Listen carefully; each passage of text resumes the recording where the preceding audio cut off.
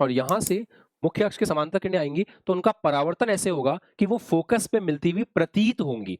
यहाँ पे आपको ऐसा लगेगा फोकस पे मिल रही है, वास्तव में तो वो फैल चुकी हैं, तो इसलिए इसको अपन डाइवर्जिंग भी बोलते हैं। तो यहाँ पे हमारा ऑब्जेक्ट ही वर्चुअल है बेटा। दो लॉजिक लगाए हमने सिंपल से। प्रकाश किरण जिस दिशा में आती है वो पॉजिटिव, आपतित किरणें जहां मिलती हैं वो ऑब्जेक्ट। मैंने क्या बताया था आपको, बिंब की परिभाषा मैंने क्या बताई थी? जहां आपतित किरणें मिलती हैं वो ऑब्जेक्ट, जहां परावर्तित किरणें मिलती हैं वो आपका इमेज, प्रतिबिंब। मतलब शुरुआत में जब सी के परे अपन देखें तो हमारे बिंब ने जब 20 सेंटीमीटर तय किया तो प्रतिबिंब ने कुछ पॉइंट्स में दूरी तय की है। तो स्टार्टिंग में स्पीड किसकी ज्यादा होती है? ऑब्जेक्ट की। हेलो, हाँ जी, वॉइस ऑडियो वीडियो सब ठीक है? बेहतरीन। जैसे ये आपका दर्पण है, ये आपका अवतल दर्पण है, ये आपका उत्तल दर्पण है। लास्ट क्लास में हम देख ही रहे थे कि अगर प्रकाश किरणें बेटा समांतर आती हैं तो समांतर प्रकाश किरणें फोकस से गुजरेंगी। बस एक छोटी सी शर्त मान सकते हो आप कि angle should be less than 5 degree, है ना? पर मैं वही बात बोल रहा था कि ये angle is less than 5 degree, less than 5 degree बार बार बोलने का नीड नहीं है। ये अंडरस्टूड होता है कि angle is less than 5 degree. तो अगर 5 डिग्री से कम है, हमारे लिए एब्रीविएशन हमारे कोर्स में ही नहीं है, तो मस्त रहो, कोई दिक्कत नहीं है। बस पॉइंट याद रखें कि अगर प्रिंसिपल एक्सिस अर्थात मुख्य अक्ष के समांतर किरणें आएंगी तो वो फोकस से गुजरेंगी। कहाँ पे? अवतल में। और यहां से मुख्य अक्ष के समांतर किरणें आएंगी तो उनका परावर्तन ऐसे होगा कि वो फोकस पे मिलती हुई प्रतीत होंगी। यहाँ पे आपको ऐसा लगेगा फोकस पे मिल रही है, वास्तव में तो वो फैल चुकी हैं। तो इसलिए इसको अपन डाइवर्जिंग भी बोलते हैं। डाइवर्जिंग मतलब ये फैला रहा है ना? अभिसारी अपसारी आपने नाम सुना होगा। और इसको अपन बोलते हैं कन्वर्जिंग, क्योंकि ये मिला रहा है। ये मिला रहा है और ये फैला रहा है, परंतु ये कहाँ मिला रहा है? फोकस पे। और ये कैसे फैला रहा है कि अगर पीछे जबरदस्ती मिला के देखें, अगर पीछे जबरदस्ती एक्सटेंड करके देखें तो they will meet at focus. ऐसा होने वाला। क्या हम कंफर्टेबल हैं सब बच्चे? कोई दिक्कत नहीं है? Everything is fine? ठीक है, फटाफट से लिख लीजिए, इसको बना लीजिए, जो भी करना है कर लीजिए, फिर आगे बढ़ते हैं। साथ साथ थोड़ा सा फॉलो रखें चीज़ों को। कोशिश करेंगे आप साथ में ही चलते रहें ताकि नोट्स में डिले वगैरह क्रिएट ना हो।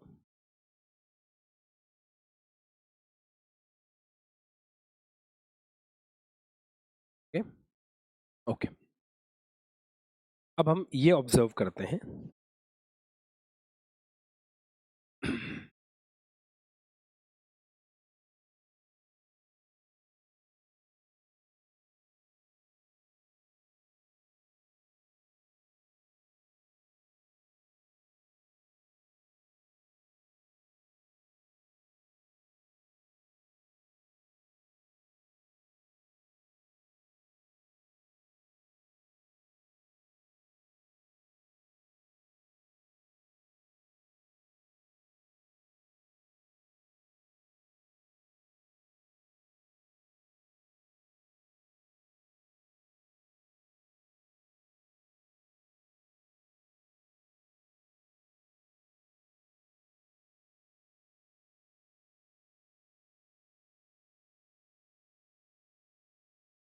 चलिए, अब ऐसे देखिए, मान लो प्रकाश किरणें इस प्रकार से आए कि वो प्रिंसिपल एक्सिस के समांतर ना हो, खुद के समांतर हो, है ना? मतलब प्रकाश किरणें प्रिंसिपल अक्ष के या मुख्य अक्ष के समांतर नहीं है पर खुद के समांतर है। सर क्या कहना चाहते हो? मैं ये कहना चाहता हूं कि प्रकाश किरणें ऐसे आ रही, मान।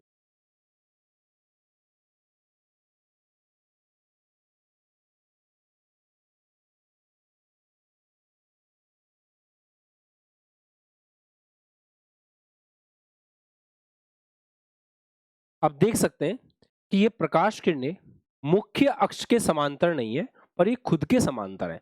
तो फिर क्या होगा? ध्यान से देखें। देखो भाई, ये जो प्रकाश किरण आई है, ये वाली, इस पॉइंट पे ये जो आ रही है, इसके लिए इस पॉइंट पर अगर अपन अभिलंब बनाने की कोशिश करें तो अभिलंब कैसे बनाएंगे? सी से गुजारेंगे। सी से गुजारते हैं तो इस वाली किरण के लिए इस पॉइंट पर जो अभिलंब है वो मुख्य अक्ष ही है। तो मुख्य अक्ष ही यहाँ पे अभिलंब का काम कर रहा है। Comfortable everyone? मुख्य अक्ष इसका काम कर रहा है, ठीक है। तो अगर ये इससे थीटा एंगल पे आई है तो थीटा पे जाएगी ऐसे।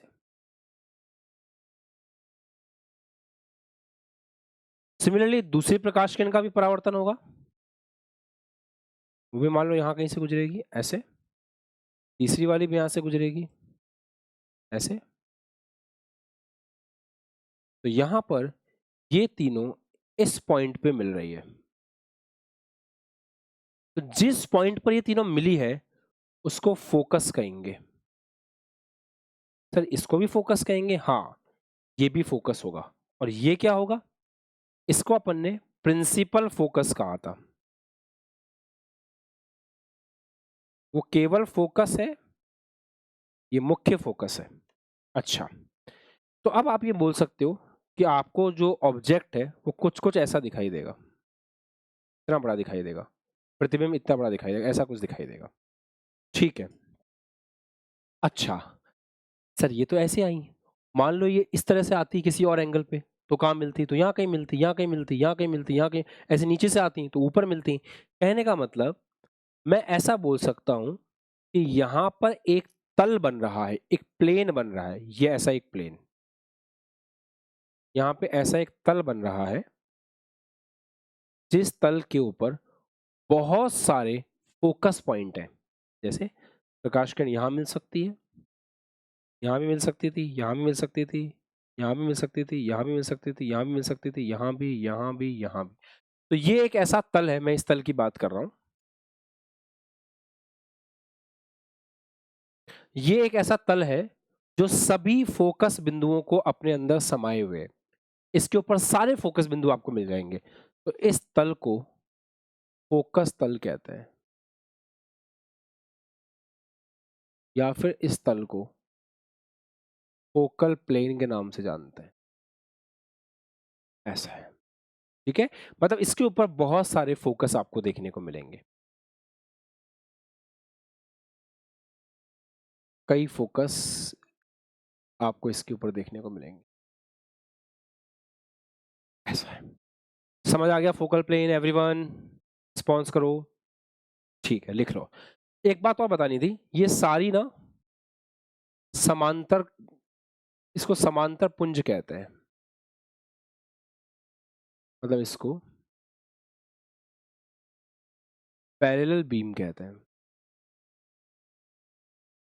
समांतर पुंज के नाम से इसको जानते हैं। एक और बात बतानी थी, यहाँ पे जो एंगल थीटा अपन यूज करेंगे ना, कोशिश करेंगे कि रेडियन में हो। यहाँ एंगल थीटा रेडियन में यूज किया जाता है। ऐसा है बेटा।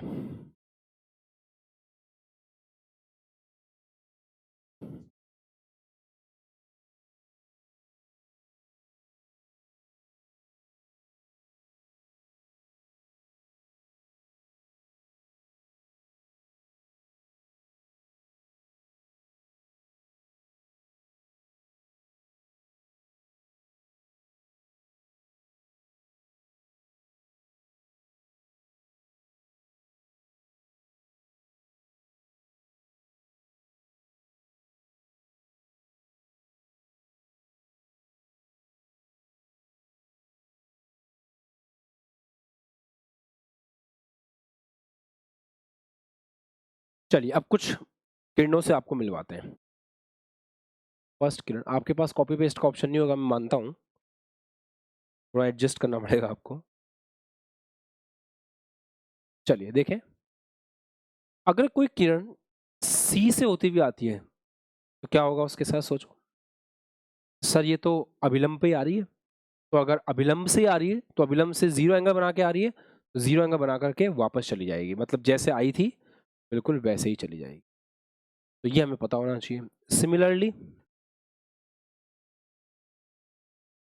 जो दूसरे वाले भाई साहब हैं उनको बनाना पड़ेगा।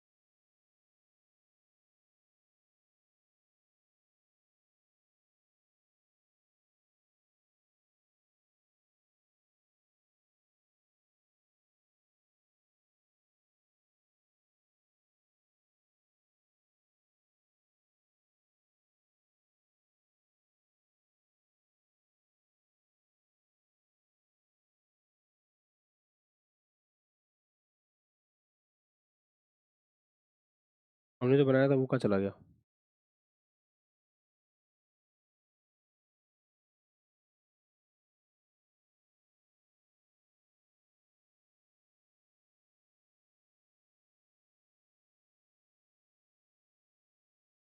यार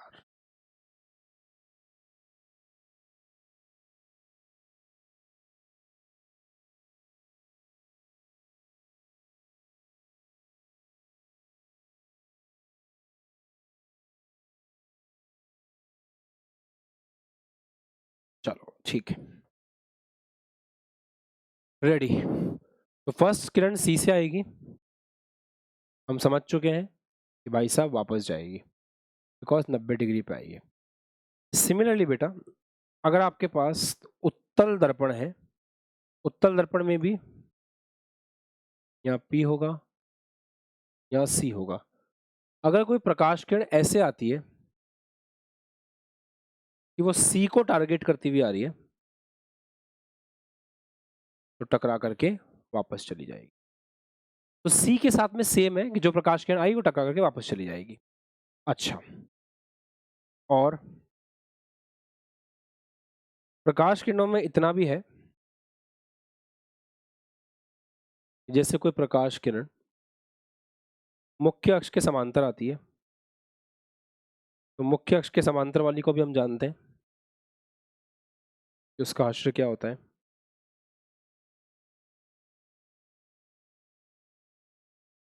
मुख्य अक्ष के समांतर आएगी तो एक पॉइंट से गुजरेगी, जिसे हम प्रिंसिपल फोकस कहते हैं। ऐसे ना, प्रिंसिपल फोकस से गुजरेगी। सेम इसमें तो प्रकाश किरण आई, अगर समांतर आ रही है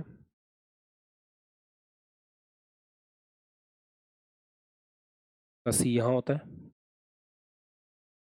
प्रिंसिपल फोकस जस्ट आधे पे होगा, इस तरीके से जाएगी जैसे प्रिंसिपल फोकस से होती हुई जा रही हो। अगर उसको पीछे मिलाओगे प्रिंसिपल फोकस में मिलेगी। ठीक है, पैरेलल कुछ भी आएगी तो। अच्छा, क्या इसका रिवर्स भी काम करेगा? जैसे मान लो कोई प्रकाश किरण ऐसी आई जो फोकस से होती हुई आ गई, पैरेलल फोकस से गुजरती है। अगर कोई प्रकाश किरण फोकस से गुजरी ऐसे, तो बाद में क्या हो जाएगी? पैरेलल। वही प्रिंसिपल ऑफ ऑप्टिकल रिवर्सिबिलिटी, कि अगर कोई प्रकाश किरण जैसे समांतर आ रही है, फोकस से गुजर रही है, प्रिंसिपल ऑफ ऑप्टिकल रिवर्सिबिलिटी याद है, अगर फोकस से आएगी तो बाद में समांतर हो जाएगी। That's it, right. तो ये प्रिंसिपल अक्ष या मुख्य अक्ष के समांतर जाएगी।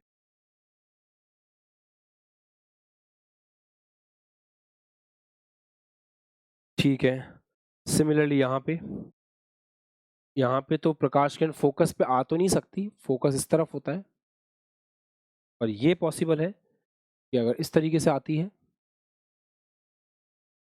सॉरी अगर ऐसे आती है फोकस पे टारगेट करती हुई, मतलब ऐसा लग रहा है कि ये फोकस को टारगेट करती हुई आ रही है, अगर फोकस को टारगेट करती हुई आ रही है तो वापस चली जाएगी ऐसे,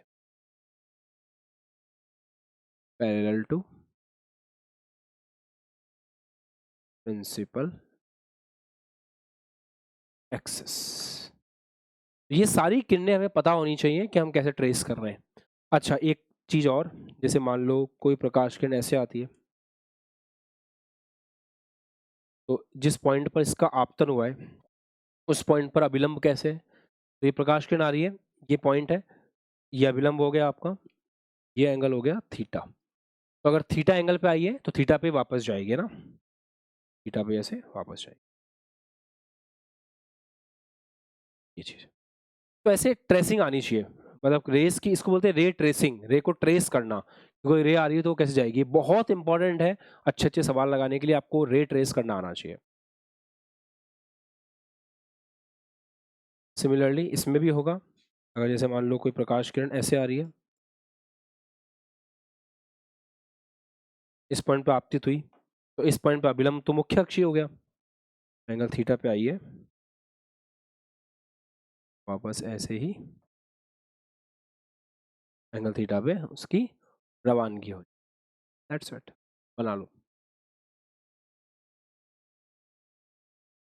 साथ साथ बनाते हुए चला करो, फटाफट फटाफट फटाफट कॉपी करना है, टाइम नहीं लगाना है ना। और डायग्राम छोटा बनाने की कोशिश करेंगे। जब हम नोट्स में कॉपी कर रहे हैं, बड़ा नहीं बनाएंगे डायग्राम।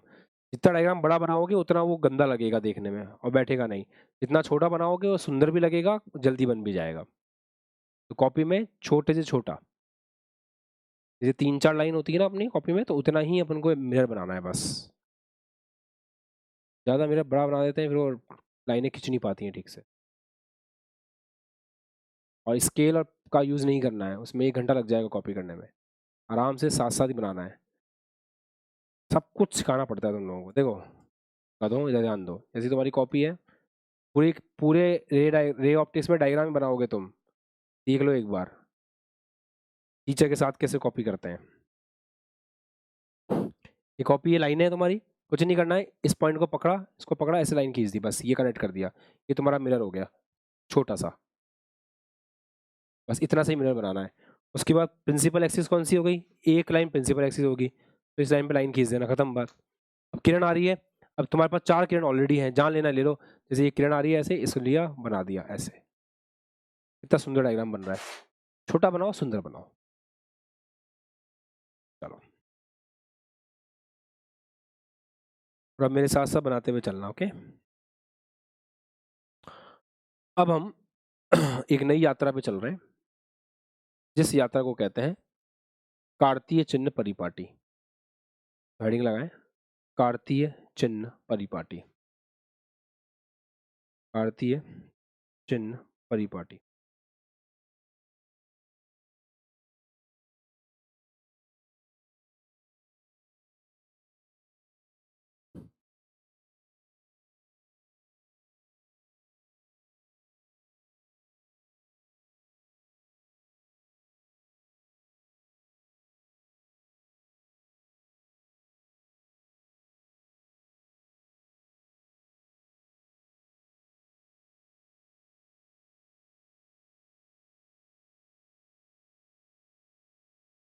बहुत सारे तरीके हैं, मैं आपको सबसे आसान बताऊंगा,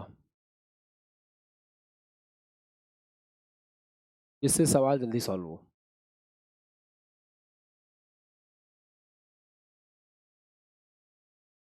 सिंपल भाषा में बोले तो अपन चिन्ह देख रहे हैं, साइन देख रहे हैं।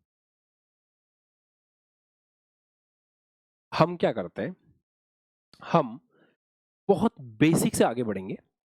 हम पोल को मूल बिंदु मान लेते हैं। जहां पर पोल है ना, वो हमारा मूल बिंदु है, तो P को हम मान लेते हैं मूल बिंदु। पहली बात, मतलब ओरिजिन। उसके बाद एक्स एक्सिस और वाई एक्सिस को चूज करना होता है। तो जो हमारा मुख्य अक्ष होता है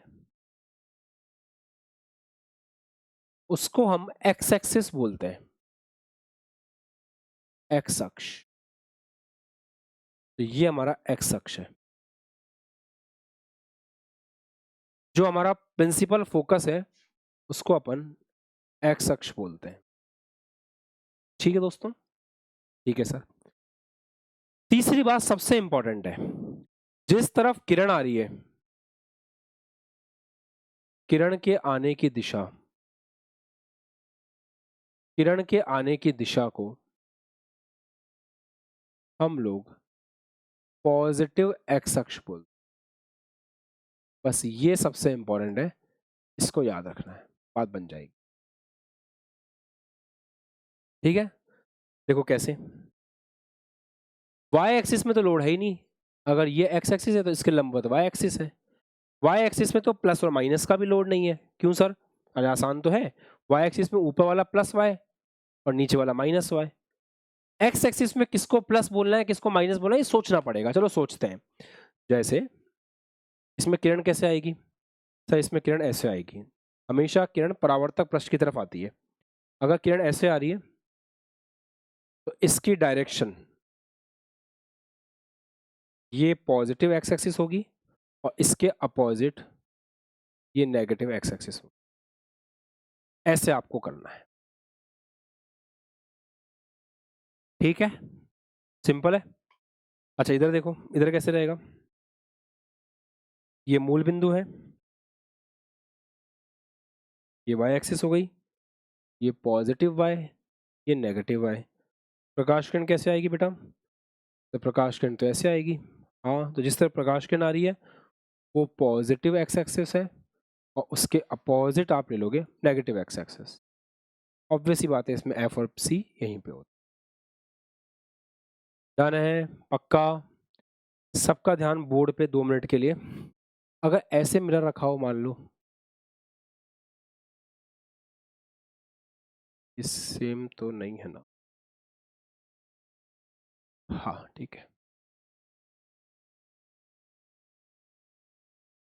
ऐसे है मान लो स्थिति। अच्छा इसमें एक्स वाई एक्सिस कैसे होंगे सोचो,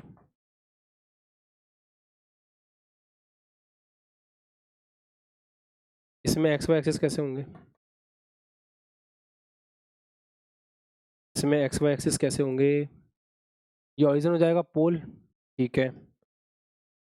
अब ये प्लस वाई एक्सिस होगा ऊपर वाला, माइनस वाई होगा नीचे वाला। अच्छा वाई में दिक्कत नहीं होती, वाई तो हमेशा ऊपर नीचे रहेगा। अभी बताओ एक्स एक्सिस कहाँ पे होगा, पॉजिटिव एक्स एक्सिस कहाँ पे होगा, सोचो।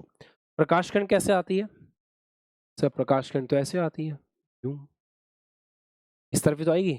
जिस तरफ प्रकाश किरण आ रही है ये वाला पॉजिटिव एक्स होगा और ये वाला नेगेटिव एक्स होगा। अब समझे मेरे कहने का मतलब क्या है, प्लस माइनस, एवरीवन क्लियर। हमेशा दिमाग में बिठा के रखना है, बड़े से बड़ा सवाल छोटे से छोटा सवाल होगा इसी तरीके से। चलो लिख लो।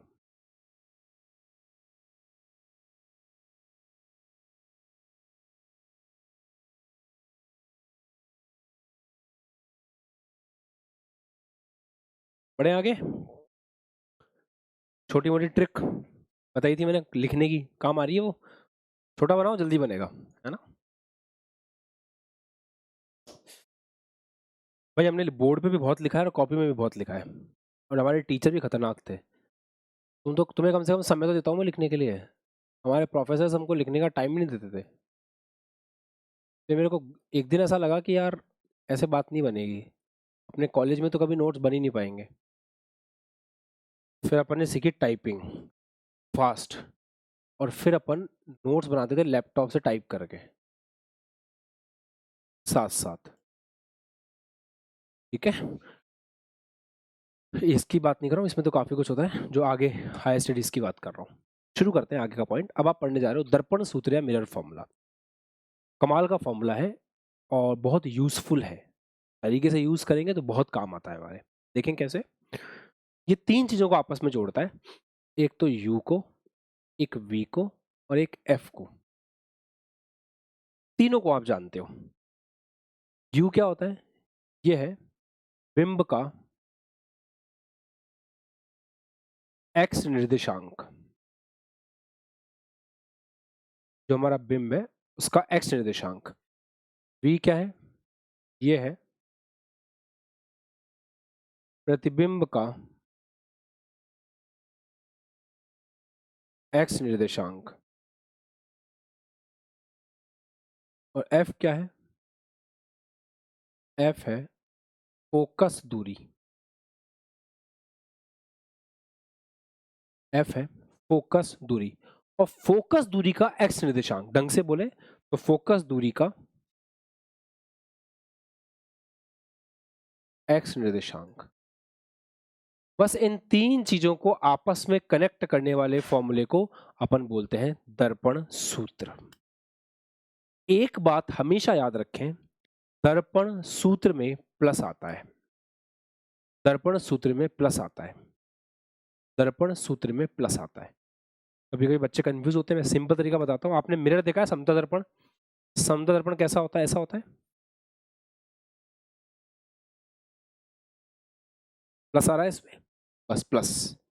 तो फॉर्मूला है 1/v plus 1/u is equal to 1/f। f को लिख सकते हैं r/2, तो या फिर 2r/r, ये फॉर्मूला होता है। इसको दर्पण सूत्र कहते हैं। That's it. बस इतना ही पता होना चाहिए किसी भी बच्चे को सवाल करना है तो उसके लिए। कुछ लोग इसको यूज करते हैं, कुछ लोग इसको मॉडिफाई करते हैं, अपने सहूलियत के लिए मॉडिफाई करते हैं। कैसे? 1/v को यहीं छोड़ देंगे, 1/u को उधर ले जाएंगे, यहां से 1/v आ जाएगा f into you, u minus F, v यहां से आ जाएगा u into F upon U minus F. ये एक तरीका और है, ये दोनों आपको याद होने चाहिए। दोनों में से कुछ भी एक कभी भी लगाना पड़ सकता है, ये आपको अच्छे से याद होने चाहिए। साइन के साथ पुट करना है सब कुछ, साइन के साथ। इस फॉर्मूले में बस एक बात और याद रखनी है, चिन्ह के साथ रखना है। हर चीज चिन्ह के साथ होनी चाहिए। चलो थोड़ा बहुत चिन्ह का आइडिया लेने की कोशिश करते हैं। जैसे यहाँ आओ, इसमें किरण इस तरफ आ रही, नेगेटिव एक्सिस है, तो सी यहाँ पे होगा, कैपिटल एफ भी यहाँ पे होगा। इसमें आर का साइन क्या होगा, स्मॉल एफ का साइन क्या होगा, बताओ। और यहाँ पर आर का साइन क्या होगा, स्मॉल एफ का साइन क्या होगा, बताइए कैसे देखेंगे साइन।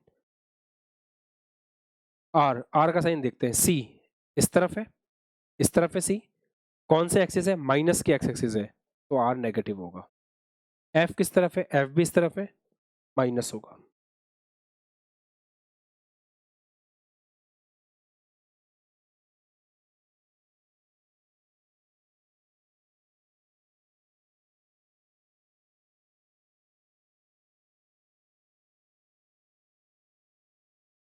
बताओ सर, इसमें सी उस तरफ है, उस तरफ क्या है, पॉजिटिव एक्स एक्सिस, तो आर का साइन क्या होगा, पॉजिटिव। एफ क्या है, एफ भी उस तरफ है, पॉजिटिव एक्स एक्सिस, आर का साइन क्या है, एफ का साइन भी क्या होगा, पॉजिटिव। ऐसे आप पॉजिटिव नेगेटिव देख सकते हो। क्या आप लोग सब कंफर्टेबल है पॉजिटिव नेगेटिव देखने में? चलिए कॉपी कर लीजिए, फिर एक सवाल देते हैं आपको, एंड लेट्स सी कितना कंफर्टेबल हो आप। एक बात बताओ, यू कभी पॉजिटिव हो सकता है क्या?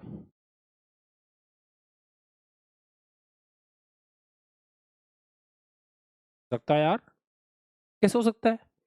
यहाँ ऑब्जेक्ट रखेंगे, किरण आएगी, किरण के विपरीत देखेंगे, सही है ना? You can never be positive. करिए सवाल, कॉपी कर लीजिए।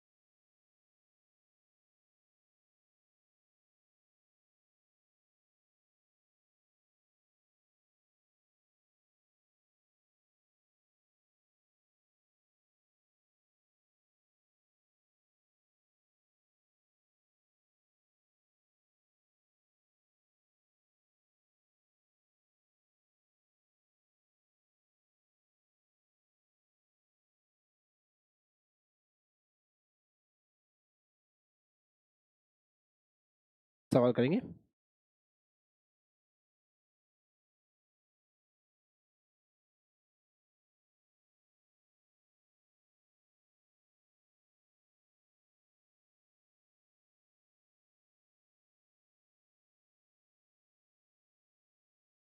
कीजिए बेटा।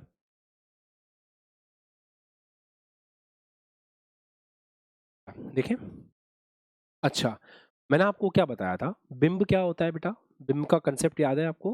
बिंब होता है जहां पर आपतित किरणें मिलती हैं, उसे बिंब कहते हैं। ठीक है, तो पहले अपन अपना वाला खेल खेलते हैं। ऑब्वियस सी बात है, ये प्रकाश किरणें ऐसे आ रही हैं, तो ये इस तरफ वाली डायरेक्शन जो है वो पॉजिटिव एक्स एक्सिस होगी, इसके अपोजिट वाली डायरेक्शन नेगेटिव एक्स एक्सिस होगी, उसमें कोई डाउट नहीं किसी को। ऊपर वाई एक्सिस होगी, नीचे नेगेटिव वाई एक्सिस होगी। ठीक है, ये ओरिजिन होगा 0,0। Done, everyone comfortable in it? सबने ऐसे ही किया था? परफेक्ट। उसके बाद करना क्या है, जिस तरफ से प्रकाश किरणें आ रही हैं, ऑब्जेक्ट कहां पर है उसको ढूंढे तो सही, कि ऑब्जेक्ट आखिर है कहां पर। कहां है ऑब्जेक्ट? ऑब्जेक्ट कहाँ है? जहां आपतित किरणें मिलती हैं वो ऑब्जेक्ट है। तो आपतित किरणें ऐसे आ रही हैं, यहां मिल रही हैं, ये ऑब्जेक्ट है। अच्छा, तो ये वर्चुअल ऑब्जेक्ट है इस बार हमारे पास, मतलब आभासी बिंब है। बेहतरीन, बेहतरीन। ऑब्वियस सी बात है, इधर इसका सी बनेगा। सी कितने पे होगा? 40 पे। फोकस कितने पे होगा? 20 पे। फोकस के निर्देशांक क्या होंगे? माइनस एक्स एक्सिस में माइनस का 20,0। अगर फोकस के निर्देशांक मुझे लिखने हो तो कितने होंगे? माइनस का 20,0। अरे निर्देशांक लिखना आता है, माइनस एक्स प्लस एक्स। बस लगाओ फॉर्मूला, 1/v लगा लोगे। 1/v प्लस 1/u, बताया था ना प्लस आता है। 1/f 1/v निकालना है। अच्छा, बिंब की दूरी पॉजिटिव की नेगेटिव? बिंब कहां पर है? ये रहा, आभासी बिंब है। तो आभासी बिंब के लिए इस तरफ जा रहे हैं, ये डायरेक्शन तो पॉजिटिव है, मतलब प्लस का 40। इसलिए मैंने वहां पे नहीं लिखा था कि बिंब हमेशा नेगेटिव ही होगा। कक्षा 10th और कक्षा 12th की बातें अलग हैं, जेईई और नीट की बातें अलग हैं। यहाँ हम टॉपिक को समझते हैं एकदम इन डेप्थ, हम कंसेप्ट पे फोकस करते हैं। तो यहाँ पे हमारा ऑब्जेक्ट ही वर्चुअल है बेटा। दो लॉजिक लगाए हमने सिंपल से, प्रकाश किरण जिस दिशा में आती है वो पॉजिटिव, आपतित किरणें जहां मिलती हैं वो ऑब्जेक्ट। मैंने क्या बताया था आपको, बिंब की परिभाषा मैंने क्या बताई थी? जहां आपतित किरणें मिलती हैं वो ऑब्जेक्ट, जहां परावर्तित किरणें मिलती हैं वो आपका इमेज, प्रतिबिंब। सब कंफर्टेबल है इसमें? पक्का? ठीक है, बस हो गया सवाल। हाँ, 1/f फोकस, फोकस नेगेटिव होगा डेफिनेटली, माइनस का 20। अब आप इसको सॉल्व करते रहना, ठीक है।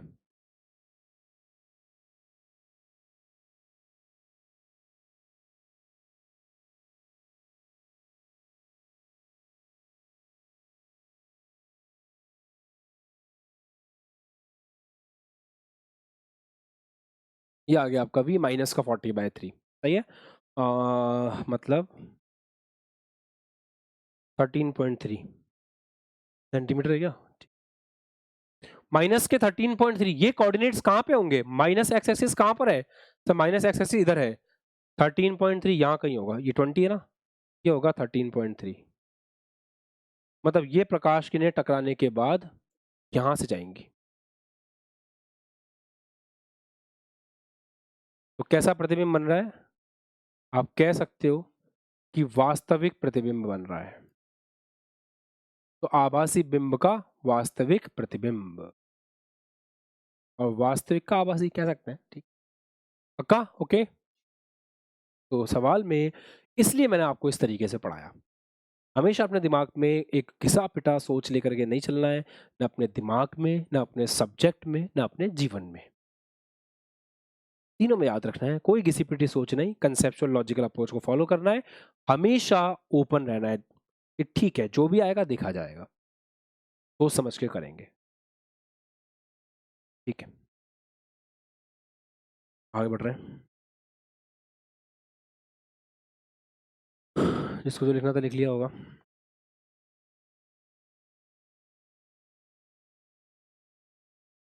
ओके दोस्तों, अब कुछ इंटरेस्टिंग करते हैं। अब हम देखते हैं कि प्रतिबिंब बनेगा कैसे। जैसे मान लो आपने कोई बिंब रख दिया,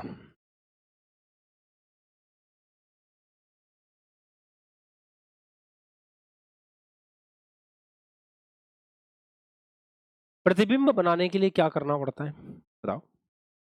प्रतिबिंब बनाने के लिए हमें इससे किरणें भेजनी पड़ेंगी। माना अपन ने ऐसी किरणें भेज दी,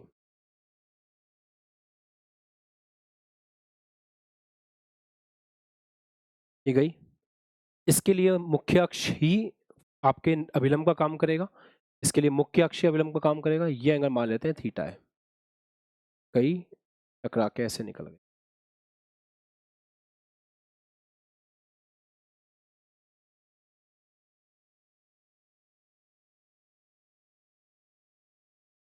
इसी लाइन के ऊपर तो प्रतिबिंब बन सकता है।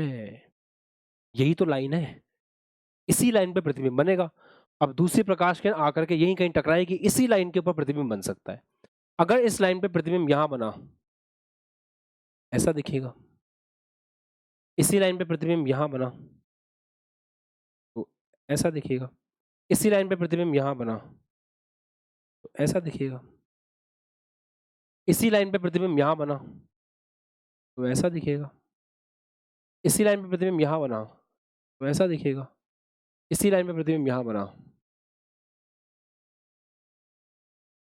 तो ऐसा दिखेगा। प्रतिबिंब बनेगा तो इसी लाइन के ऊपर बनेगा। अच्छा, प्लस माइनस समझते हो क्या? ये प्लस होगा डायरेक्शन, ये डायरेक्शन माइनस होगी। देख लो, प्लस माइनस, समझ रहे हो कैसे? प्रकाश किरण जिस तरफ जाती है उसको प्लस बोलते हैं, तो यहां से उस तरफ जाएगी तो ये पॉजिटिव है, ये नेगेटिव है। ठीक है, कुछ पॉइंट्स हैं ऐसे ही कहने के लिए। अगर बिंब और प्रतिबिंब एक ही तरफ है, मतलब बिंब भी उस तरफ है, प्रतिबिंब भी उस तरफ है, तो आप ऑब्जर्व कर रहे हो प्रतिबिंब उल्टा बनेगा। तो यदि बिंब और प्रतिबिंब एक तरफ है, एक ही साइड है, तो प्रतिबिंब उल्टा बनता है। लिखें, कुछ पॉइंट्स लिख रहे हैं अपन।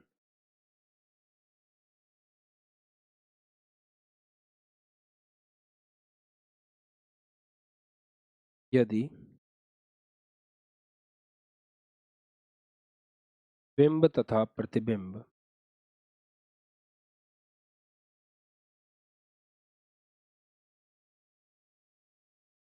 एक ही साइड है,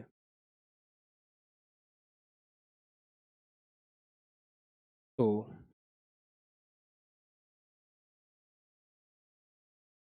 प्रतिबिंब उल्टा अर्थात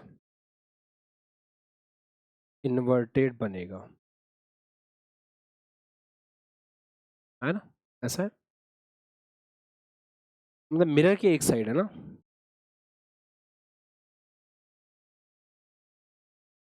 एक साइड होने का मतलब क्या? मिरर की एक साइड।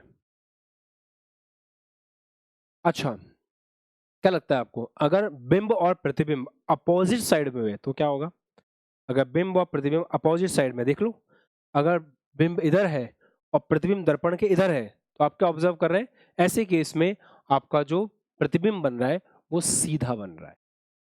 हाँ, देखो मैं इस तरह से क्यों पढ़ा रहा हूँ, मैं आपको इसलिए पढ़ा रहा हूँ ताकि आपके दिमाग में मेन कंसेप्ट रहे कि दोनों एक साइड है। कल को सवाल में ऐसा दे दे कि ऑब्जेक्ट वर्चुअल कर दे, इस तरफ लिया है ऑब्जेक्ट को, तो वो कंसेप्ट काम नहीं करेगा लेफ्ट राइट वाला। आपको बस लॉजिक याद रखना पड़ेगा कि अगर दोनों एक साइड में है तो इन्वर्टेड, दोनों मिरर के अपोजिट साइड है तो इरेक्ट, मतलब सीधा।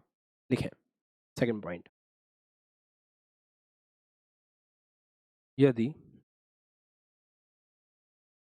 बिंब तथा प्रतिबिंब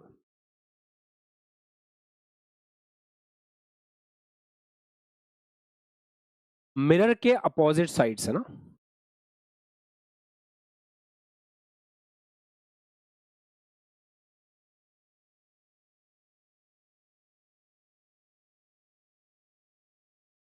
मिरर के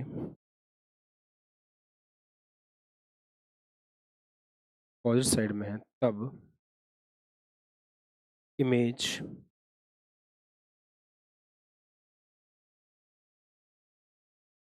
इरेक्ट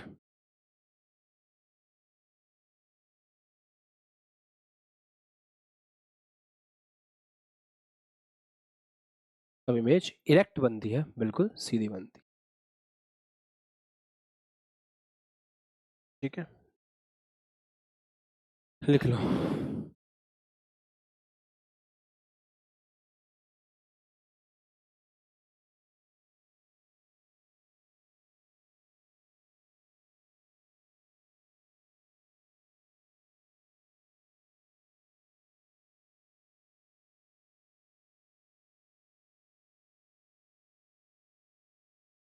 कृति, लिया नोट।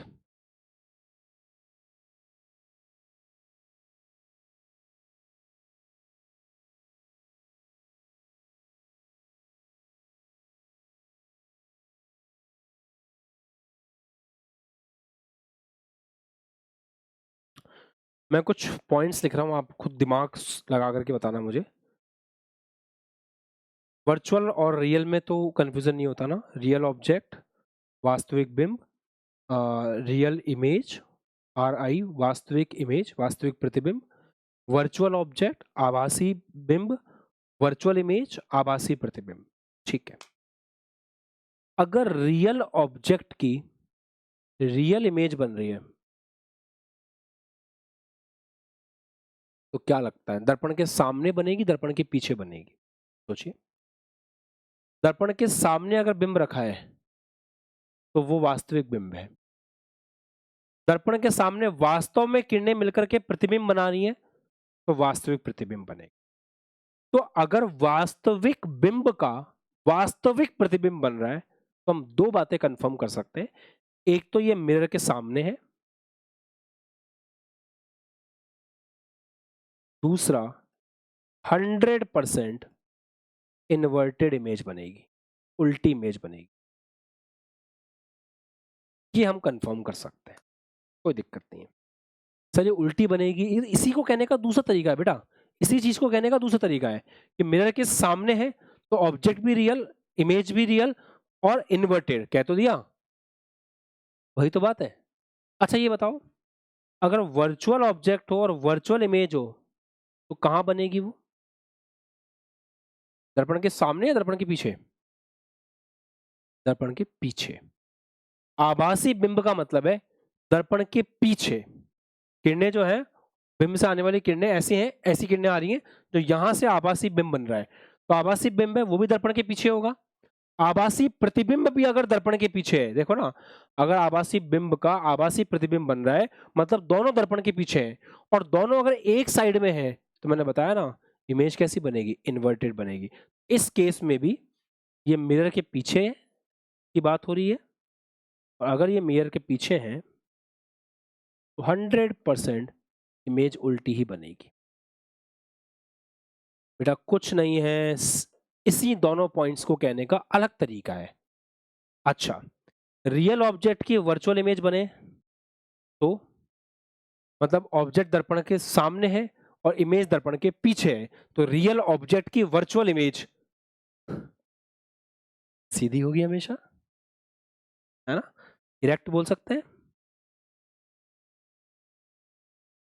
सीधा बोल सकते हैं।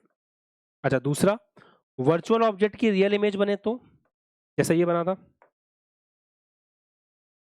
वर्चुअल ऑब्जेक्ट की रियल इमेज मतलब दर्पण की एक तरफ होगा ऑब्जेक्ट, दर्पण की दूसरी तरफ होगा इमेज, तो अगेन वही पॉइंट नंबर 2, इमेज सीधी ही होगी। इन दोनों केस में इमेज सीधी होगी।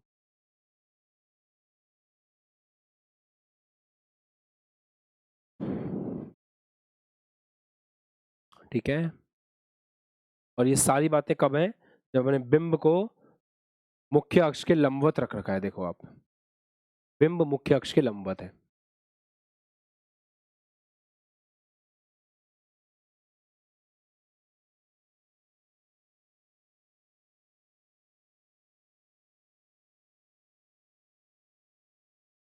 कर लो कॉपी बढ़िया से, नोट कर लो।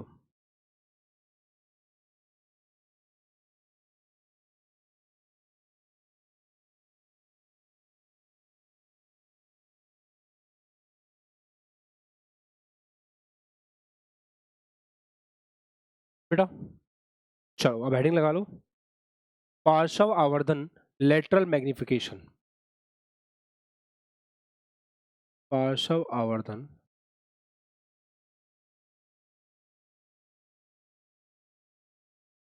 लेटरल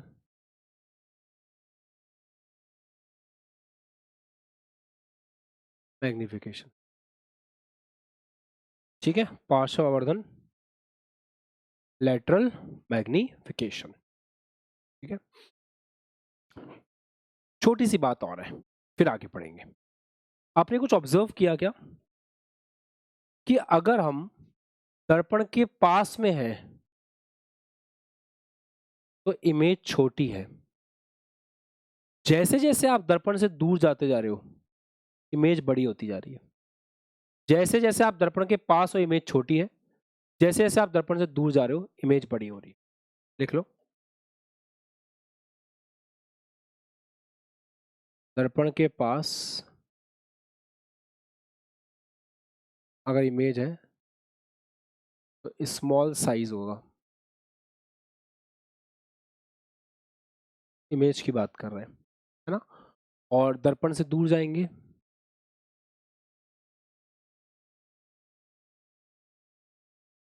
इमेज का साइज बढ़ेगा, लार्ज साइज की इमेज आपको मिलेगी, बड़ी इमेज मिलेगी। चलो अब थोड़ा फॉर्मूला वाला बनाने की कोशिश करते हैं। मान लेते हैं मैं इस ए बी की इमेज मान लेते हैं ये बन रही है, ए डैश बी डैश बन रही है। ठीक है, सब लोग ध्यान देंगे। क्या ये वाला मान लेते हैं ये इमेज बन रही है ए डैश बी डैश, ये वाली इमेज बन रही है। ठीक है, मान लेते हैं, इसको हटा दो, रहने देते हैं, वो फिर कंसेप्ट रह जाएगा। ठीक है, हाँ, तो इस ट्राइंगल को देखें, हट गया।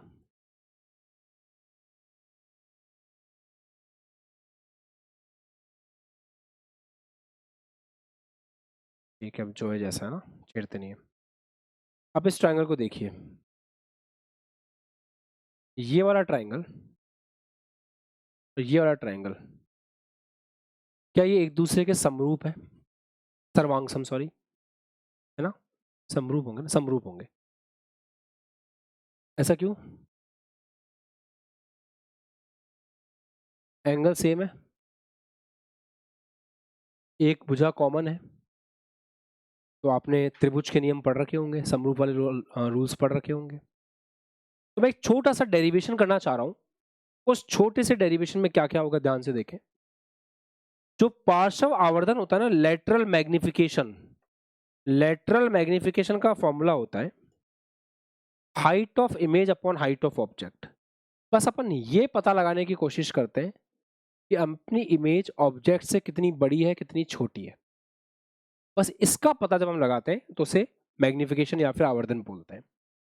अब हम थोड़ा थोड़ा खेलने की कोशिश करते हैं। जैसे अगर मैं ए डैश बी डैश, अगर मैं ए डैश बी डैश डैश होगा ए,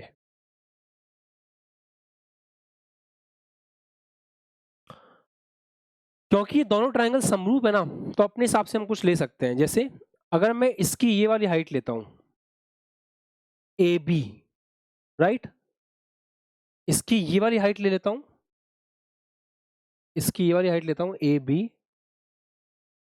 लिखते हैं upon A P, this A B upon A P, ऐसा करते हैं। तो अगर मैं A B upon A P करता हूं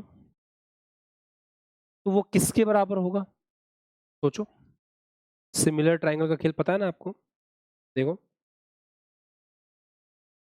तो ए बी अपॉन में ए पी किसके बराबर होगा?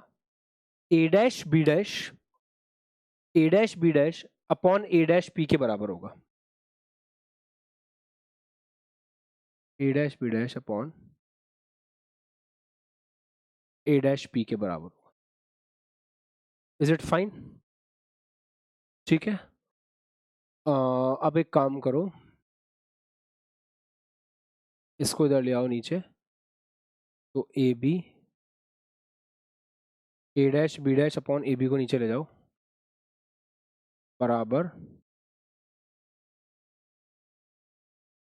ए डैश पी अपॉन में ए पी। ए डैश, अच्छा यार, ऐसे नहीं बैठेगा। सिमिलैरिटी ये वाली यूज नहीं करेंगे, दूसरी यूज करेंगे। A dash B dash upon A dash B dash upon P B dash, ये वाली यूज करेंगे। A B upon B P या पी बी, ये वाली यूज करेंगे। A dash B dash upon A B बराबर आएगा P B dash upon P B के। अब कुछ निकल के आएगा, तो पी बी डैश, अब आप खुद सोचो कि पी बी डैश किसके बराबर होना चाहिए। अब आप बोलोगे सर जो पी बी डैश है वो तो प्रतिबिंब की दूरी है। अच्छा, पी बी डैश किस में है, नेगेटिव साइड में, ये आ जाएगा माइनस का v divide by P B.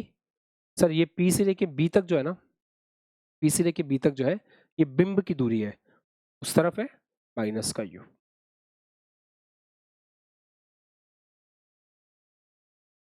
ऐसे हो जाए तो यहां से ये आ गया simple, A dash B dash upon A B is equal to V by, ऐसा निकल गया। कंफर्टेबल है सब बच्चे, एवरीवन कंफर्टेबल इन इट, पक्का। अब थोड़ा फिजिक्स समझो, थोड़ी मैथ्स समझो। सब लोग इधर देखो, ध्यान से, ध्यान से देखो, सबका ध्यान इधर, ठीक है, समझे। यहां पे अपन क्या लिख रहे हैं, यहां पे अपन क्या लिख रहे हैं, यहां पे दूरी लिख रहे हैं। पीबी डैश क्या है, दूरी है। किसकी दूरी है, पीबी डैश दूरी है इस पॉइंट की पोल से। दूरी कभी नेगेटिव हो सकती है क्या, दूरी कभी नेगेटिव हो सकती, नहीं हो सकती। यहाँ पे u का या v का कोऑर्डिनेट क्या है, नेगेटिव है, क्योंकि ये कोऑर्डिनेट माइनस में आएगा भाई, ये प्लस में है, ये माइनस में है। तो क्योंकि दूरी कभी नेगेटिव नहीं हो सकती और हमको पता है कि v माइनस में आने वाला है, इसलिए हमने ये एक्स्ट्रा माइनस लगा दिया ताकि v की वैल्यू जब माइनस में रखी जाए तो दूरी पॉजिटिव आ जाए। अच्छा, हमें पता था u नेगेटिव है, इसलिए हमने उसके बाद एक्स्ट्रा माइनस लगा दिया ताकि u की वैल्यू जब उसमें पुट की जाए तो माइनस से मल्टीप्लाई होकर के दूरी पॉजिटिव आ जाए। Are you guys comfortable everyone. इससे आपको इस चीज का लॉजिक समझ में आया होगा कि क्यों 10th क्लास में आपको बोलते थे कि 1/v प्लस 1/u बराबर 1/f में सारी चीजें साइन के साथ पुट करो। का आपके दिमाग में सवाल पैदा नहीं होता था कि सर साइन रख तो दिया था डेरिवेशन में, जब डेरिवेशन में साइन रख दिया था तो वापस क्यों बोल रहे हो साइन के साथ पुट करने के लिए। कितने बच्चों के दिमाग में ये आता था, और हम सोचते ही नहीं थे, हम तो आगे बढ़ जाते थे। आज मैं आपको ये फील कराने की कोशिश कर रहा हूँ कि इस चैप्टर में जो कुछ भी आप पढ़ रहे हो उसमें लॉजिक क्या है। ये दूरी है, दूरी को नेगेटिव रख नहीं सकते, हमें पता है v नेगेटिव आएगा, इसलिए हमने एक्स्ट्रा माइनस लगाया। अब v यहाँ पे नेगेटिव पुट होगा, नेगेटिव नेगेटिव पॉजिटिव हो जाएगा। अब 10वीं क्लास के छोटे से दिमाग के छोटे से बच्चों को नहीं समझा सकते ना, इसलिए उनको हम साइन के साथ पुट किया है। तुम तो बड़े हो, तुम्हें समझ में आना चाहिए। अच्छा, मैग्निफिकेशन का फॉर्मूला क्या है, m is equal to H I upon H O बराबर, अब तुम्हें पता है हाइट ऑफ इमेज नेगेटिव है, देखो हाइट ऑफ में तुम जानते हो यहाँ पे नेगेटिव आ रही है, तुम्हारे केस में, तुम्हारे केस में तुम जानते हो नेगेटिव आ रही है, तो क्योंकि तुम्हारे केस में तुम जानते हो नेगेटिव आ रही है इसलिए एक्स्ट्रा माइनस लगाओ ताकि वो पॉजिटिव आए। अपने डेरिवेशन को सही करो बस। अच्छा, अब यहां से a डैश b डैश की वैल्यू यहां पुट करेंगे तो ये आ जाएगा माइनस का v बाय, बस बात खत्म। ये आपको याद रखना है, ठीक है। इसको और आसान कर देते हैं, रुको भाई रुको रुको, जल्दीबाजी नहीं, इसको और आसान कर देते हैं। ऐसे बोल सकते हैं कि मैग्निफिकेशन होगा height of image upon height of object, image का y निर्देशांक अपॉन ऑब्जेक्ट का y निर्देशांक, यही तो है। अरे हो सकता है कि सवाल में ये H height of image height of समझ में ही नहीं आए, तो एक्स वाई से याद रखेंगे कि वाई एक्सिस का, वाई एक्सिस का जो निर्देशांक था वो ऊपर था, एक्स एक्सिस वाला नीचे था, इज इक्वल टू माइनस का वी बाई ओ। याद रखना ही है तो इसको याद रखना हमेशा। ठीक है, अब इसमें मैं समझ में आ ही गया है कि u और v सेम साइन के होंगे तो m नेगेटिव आएगा, और u और v का अपोजिट साइन हुआ तो m पॉजिटिव आ जाएगा। सही है ना? अगर इसमें से एक पॉजिटिव एक नेगेटिव है तो नेगेटिव नेगेटिव पॉजिटिव। अगर दोनों सेम साइन के हो गए, ये दोनों सेम साइन के हो गए तो फिर माइनस साइन चलेगा, ऐसा रहने वाला है। अच्छा 2 मिनट और रुको। m बराबर माइनस का v बाई यू। क्या हमें v का फॉर्मूला याद है? क्या हम v का फॉर्मूला याद करके आए हैं? u into F upon U minus F upon में u। Do you remember this formula everyone? m is equal to कितना आ गया बेटा? माइनस का u, u से u कट जाएगा, माइनस का f upon u minus F. Minus को अंदर भेज दो तो ऐसे भी लिख सकते हो f upon f minus you. ये फॉर्मूला भी दिमाग में रखा जा सकता हो सकता है इस पे भी क्वेश्चन आ जाए, और इसको फिर बराबर कर देंगे y निर्देशांक i के y निर्देशांक o के, जो जब जैसे जरूरत पड़े वैसे उसको यूज कर लेना है। हेलो, खुश है सब? चलिए बेटा छाप लो।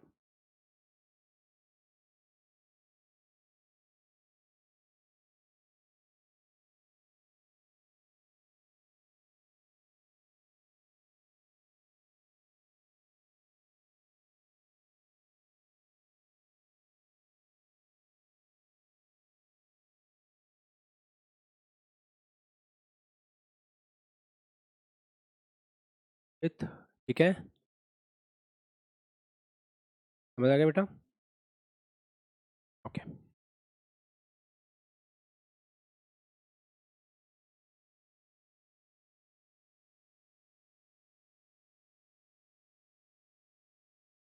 चलिए साहब बढ़े आगे।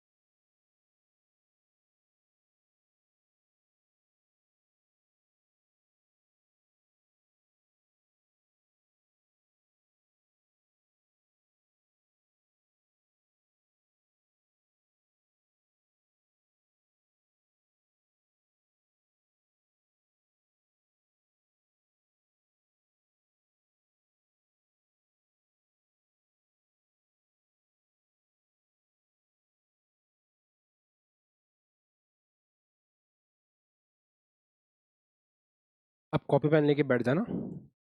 अभी तक नोट कर रहे थे नहीं कर रहे थे फर्क नहीं पड़ता, और अब तुम्हारे कॉपी पेन चलने चाहिए।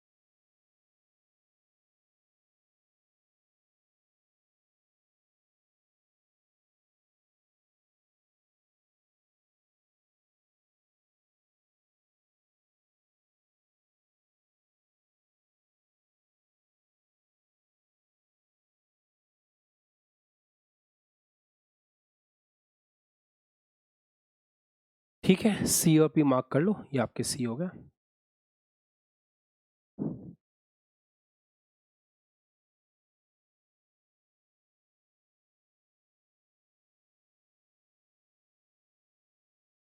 चलिए अब सवाल कुछ ऐसा है, 20 ज्यादा हो जाएगा, 20 ले लो चलो। ऑब्जेक्ट जो रखा है 50 सेंटीमीटर की दूरी पर रखा है मान लेते हैं, तो 50 सेंटीमीटर की दूरी पे 2 सेंटीमीटर ऊंचाई का ऑब्जेक्ट रखा है। पता लगाइए इमेज कहाँ बनेगी, कितनी बड़ी बनेगी। चलो चालू हो जाओ फटाफट, without wasting time, just start the question.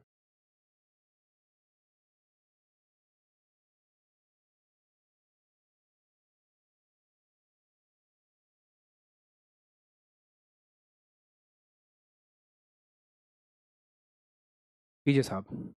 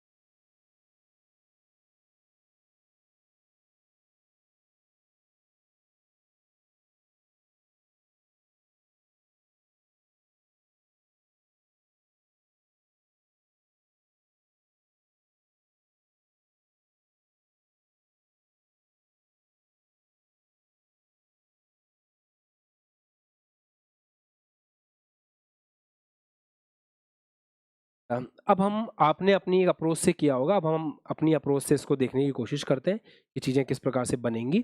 सबका ध्यान बोर्ड पर। क्या हम फॉर्मूला अप्लाई कर सकते हैं डायरेक्ट? अब तो हम समझदार हैं। v is equal to U into F upon U minus F. क्या हम इस फॉर्मूले को अप्लाई करने के लिए एकदम कंफर्टेबल हैं? चलिए शुरू करते हैं। सबका ध्यान बोर्ड पे। मैंने आपको बस थोड़ा समय दिया ताकि आप अपने हिसाब से एक बार अप्लाई करके देख लो। अब हम सीक्वेंस में चलते हैं। ऑब्वियस सी बात है, इस डायरेक्शन में पॉजिटिव होगा, इसके अपोजिट डायरेक्शन में नेगेटिव होगा। क्यों भाई? रेज ऐसे आ रही है, तो ये पॉजिटिव एक्स एक्सिस हो गया हमारे लिए और ये नेगेटिव एक्स एक्सिस हो गया। ठीक है, ऊपर पॉजिटिव वाई एक्सिस और नीचे नेगेटिव वाई एक्सिस, ये भी ठीक है। अच्छा बताएं कैसे वैल्यू पुट की है आपने? u कोऑर्डिनेट कैसे आ रहा है? नेगेटिव एक्स एक्सिस की तरफ, तो माइनस का 50। फोकस इसका उस तरफ आएगा, ये आएगा फोकस। कितना? माइनस का 10 अपॉन u माइनस का 50 माइनस माइनस का 10। तो ऐसे हम इसको सॉल्व कर रहे होंगे। सबने ऐसे ही किया था सॉल्व? एवरीवन पक्का? ठीक है।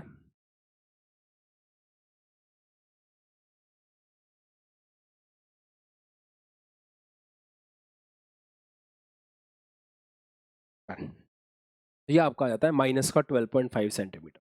अच्छा, माइनस का 12.5 सेंटीमीटर माइनस में आ रहा है। माइनस का मतलब समझते हैं? इस तरफ। तो माइनस का मतलब है इस तरफ। 12.5 कहाँ पे होगा सर? 20 सेंटीमीटर आर है, आर का आधा 10 सेंटीमीटर, यहाँ कहीं आएगा। तो ये माइनस के 12.5 सेंटीमीटर पे आ रहा है, मतलब इस तरफ आएगा, ऐसे इस तरफ आएगा। अच्छा, हाइट ऑफ इमेज निकाल सकते हैं क्या अपन? कितनी बड़ी होगी इमेज? कर सकते हैं कैलकुलेट? कैसे करोगे? Height of image upon height of object. Height of object कितना है? ऊपर की तरफ है बेटा, प्लस प्लस का 2 सेंटीमीटर बराबर माइनस का v बाई यू। फॉर्मूला सबको याद है, माइनस का v by you. Minus minus का 12.5 यू, यू कितना है? 2, सॉरी 50, माइनस का 50। That's it. 10 हो गया, ये तो 1/4 आ गया। माइनस माइनस का 1/4 आ गया।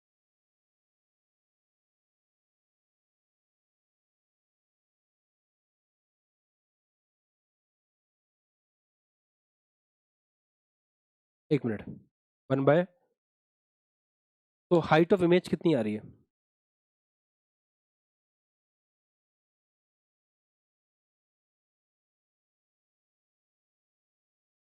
आप ऑब्जर्व कर रहे हो कितना छोटा बना है वो? ये 2 सेंटीमीटर था, इससे छोटा है। मतलब इसकी जो हाइट आएगी वो ऐसे आएगी, कितनी? 0.5 सेंटीमीटर। ये माइनस क्या रिफ्लेक्ट कर रहा है बेटा? नीचे की तरफ बना है। That's it. क्या मुझे बताने की जरूरत है कि इमेज वास्तविक है या आभासी है? सर ऑब्जेक्ट भी उसी साइड है, इमेज भी उसी साइड है, तो रियल ऑब्जेक्ट की रियल इमेज बन रही है ना। यहाँ पे इमेज कैसी है, रियल है, वास्तविक है और उल्टी है। अब एक बार रे डायग्राम बना के भी देख लो कि रे डायग्राम सही बैठ रहा है।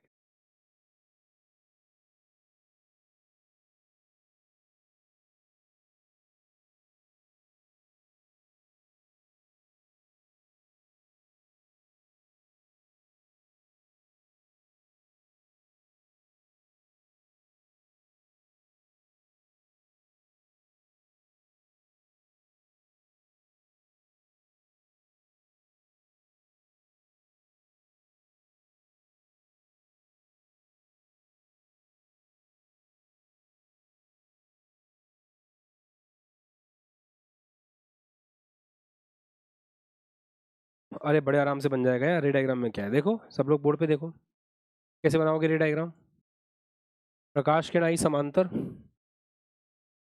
कहाँ से गुजरेगी, समांतर प्रकाश किरण गुजरती है फोकस से, और जो सी को टारगेट करती हुई आती है वो सीधी चली जाती है। थोड़ा कॉम्प्रोमाइज़ तो करना पड़ेगा, या फिर ऐसे कर लेते हैं, यहाँ जो टकराएगी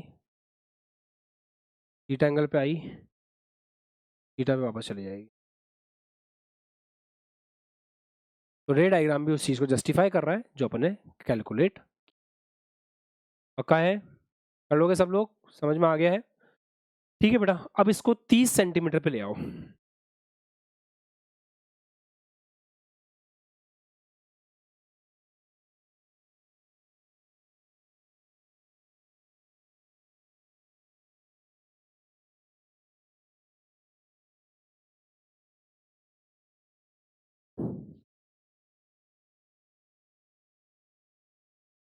अब ऑब्जेक्ट को ले आओ 30 सेंटीमीटर,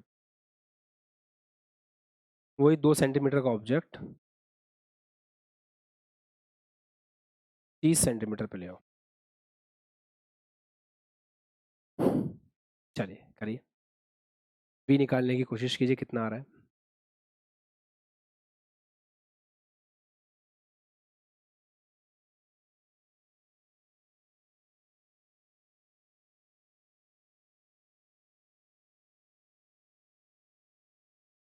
क्या अब हम डायरेक्ट भी कर सकते हैं कि ये पॉजिटिव है, ये पॉजिटिव है हमारे लिए, हम समझ रहे हैं इस बात को, ये हमारे लिए नेगेटिव है, हम समझते हैं इस बात को। तो यू कितना है माइनस का 30, एफ कितना है माइनस का 10, यू कितना है माइनस का 30, एफ कितना है माइनस का 10, minus minus plus, minus minus plus, minus का 20, ये आ गया माइनस का 15 मीटर, मतलब 15 मीटर पे। 15 मीटर कहाँ होगा बेटा, 15 मीटर कहाँ होगा, ये 20 है, फोकस होगा आपका 10 पे, यहाँ यहाँ 15 मीटर, मीटर नहीं सेंटीमीटर सॉरी।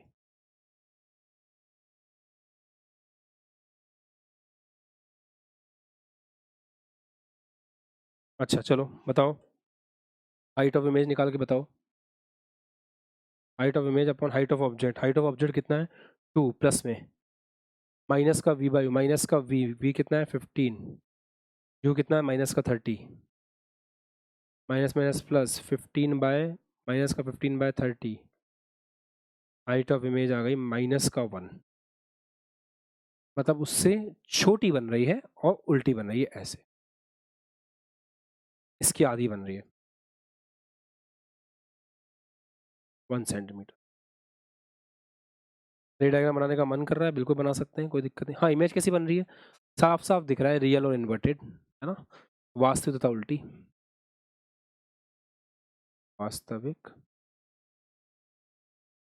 तथा उल्टी इमेज बन रही है। तो रे डायग्राम बनाने का मन करे बिल्कुल बना सकते हैं। समांतर किरणें निकलेंगी, फोकस से गुजरती हुई चली जाएंगी, दूसरी किरण ऐसे भेज दो, ये इसके लिए अभिलंब का काम करेगा, मुख्य अक्ष थीटा पे आई थी, वापस चली जाए, प्रतिबिंब बन करके तैयार है। आकार में छोटी है ना, आकार में छोटी है।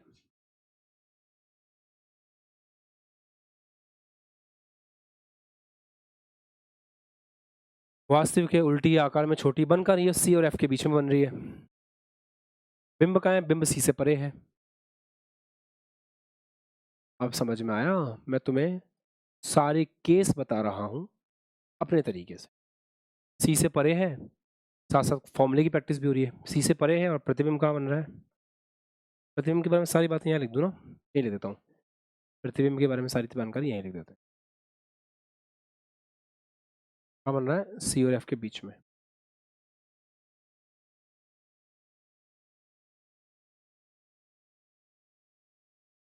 आई होप मजा आ रहा है, समझ आ रहा है, ठीक है। अब एक काम करो, अब इसको ना 20 सेंटीमीटर पे रख के देखते हैं, सी पर ही रख के देखते हैं। तुम्हें नकल करने की जरूरत नहीं है, तुम खुद से भी कर सकते हो। अब अपन इस 2 सेंटीमीटर के बिंब को सी पे रख देते हैं। मान लो ऐसे रख दिया। अच्छा, कैलकुलेट करें इसके लिए। वी होता है यू इंटू एफ। यू कितना है? -20, -20 इंटू एफ कितना है? -10। एफ बीच में होगा, ये रहा। आर का आधा होता है ना, -10 अपॉन -20 -10 हो गया, +200 अपॉन माइनस प्लस -10 -20 सेंटीमीटर। मतलब इमेज वापस से सी पे ही बन रही है, -20 पे आ रहा है, ठीक है। अपन कैलकुलेट करें हाइट कितनी होगी। Height of image upon height of object कितना है? 2 सेंटीमीटर। माइनस का वी कितना है? माइनस का बी। यू कितना है? माइनस का 20। कितना आ गया हाइट ऑफ इमेज? -2। मतलब उतनी ही हाइट की इमेज बनेगी नीचे की तरफ। क्या हमने 10th क्लास में पढ़ा था? सी पे रखते हैं तो इमेज सी पे ही बनती है, सेम आकार की बनती है। जितने आकार का ये होता है उतने आकार का ये होता है। फॉर्मूले की प्रैक्टिस कर रहे हैं, चीजों को समझ रहे हैं। कोई किरण फोकस से गुजरेगी, छोड़ो यार, समांतर जाएगी। रे डायग्राम बना के देख लेते हैं। समांतर किरण जाएगी, फोकस से गुजरेगी। कोई किरण सी से होती हुई जाएगी या पी पे यहाँ स्ट्राइक करेगी, पी पे, तो जितने एंगल पे आई है उतनी एंगल पे वापस जाएगी और आपका प्रतिबिंब बन जाए। प्रतिबिंब के बारे में कौन कौन सी बातें, कहाँ बन रहा है? प्रतिबिंब बन रहा है सी पर, उल्टा वस्तु के बराबर। वस्तु क्या यार, बिंब। बिंब के बराबर और वास्तविक तथा उल्टा। I hope you guys are comfortable everyone. पक्का? 15 सेंटीमीटर रख दे। अब क्या क्या कर लिया? सी से परे कर लिया, सी पे कर लिया, सी और एफ के बीच में रख के देखते हैं। 15 सेंटीमीटर पे रखते हैं।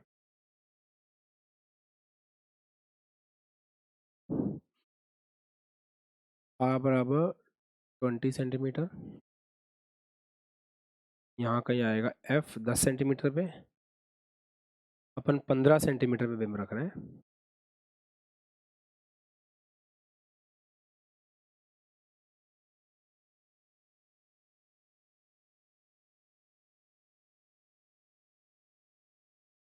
करो कैलकुलेट, देखो कितना निकल के आता है।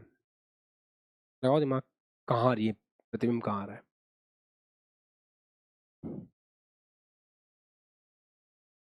You into F. यू कितना है? -15। एफ कितना है? -10। -15 माइनस माइनस का 10 हो गया, प्लस का 150। ये कितना हो गया? -25 -15 प्लस का 10 हो गया -5 -30 सेंटीमीटर। 30 सेंटीमीटर, बाप रे। ये सी तो 20 पे था, इससे भी इधर। अच्छा, यहाँ कहीं आएगा, ठीक है दोस्त। हाइट कितनी आ रही है इमेज की? ऑब्जेक्ट की हाइट 2 सेंटीमीटर, वही सेम। माइनस का v/u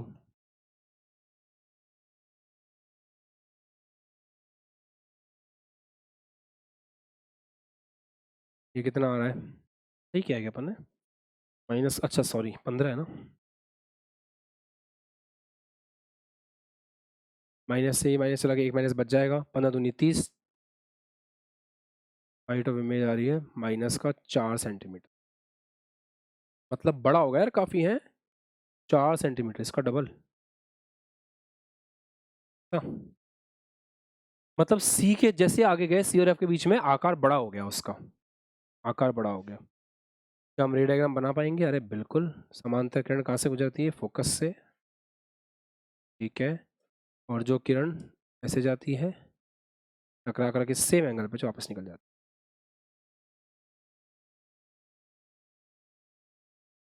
जितने पे आई थी उतने पे चली गई। क्या क्या बातें करनी चाहिए अपन को? सर प्रतिबिंब बन रहा है, ये आप लिख लो कि बिंब कहाँ पर है, बिंब सी और एफ के बीच में, मतलब ऑब्जेक्ट है सी व एफ के मध्य, ठीक है दोस्तों। अच्छा, प्रतिबिंब कहाँ बन रहा है?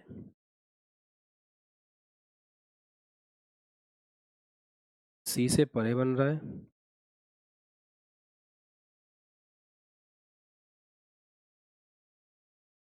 आकार में बड़ा बन रहा है, और वास्तविक तथा उल्टा है।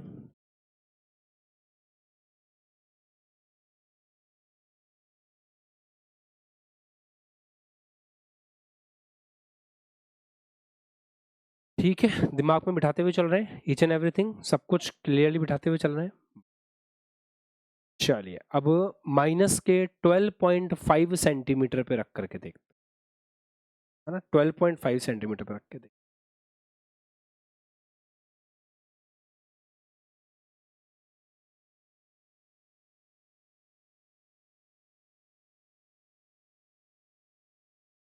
चलो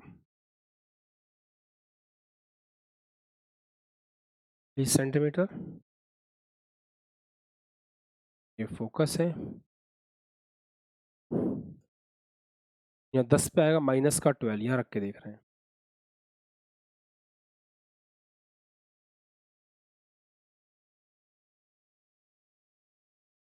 चलो कैलकुलेट करो, वी निकालो, हाइट ऑफ इमेज निकालो।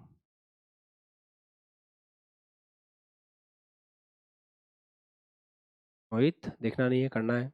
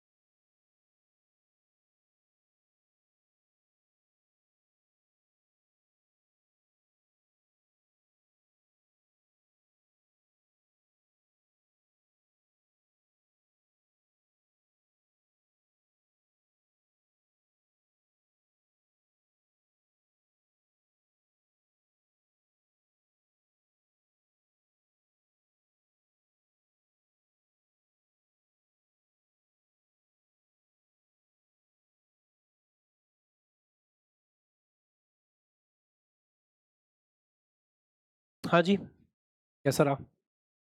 आई होप यू एंजॉयड। देखो निकालो, चलो यू, यू कितना है? माइनस का 12.5 इंटू एफ कितना है? माइनस का 10।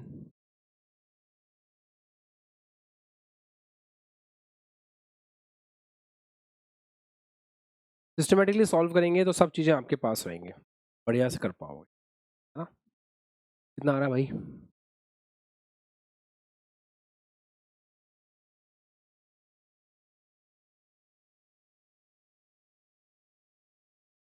फिफ्टी। चलिए माइनस का 50 बहुत दूर नहीं हो गया? काफ़ी दूर हो गया ना। माइनस का 50, 20 है, इसका डबल यहाँ आ गया।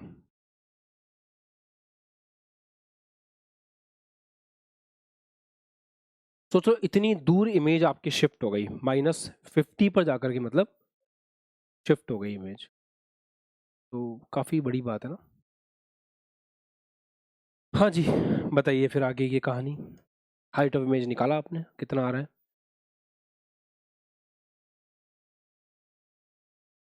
चलो बताओ। अरे सही तो 2 ही है, प्लस का 2।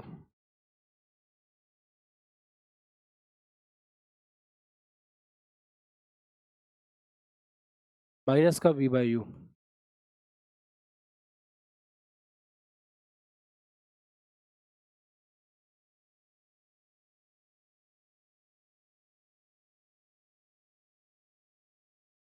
टाइम्स जाएगा माइनस का 4, तो हाइट ऑफ इमेज हो जाएगी माइनस का 8।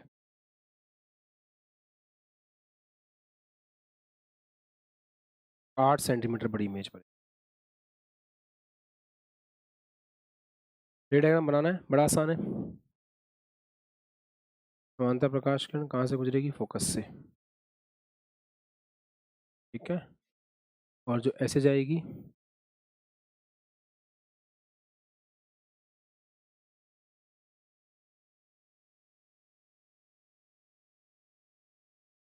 ठीक है, डन है। क्या क्या पॉइंट्स आएंगे इमेज के बारे में बताओ।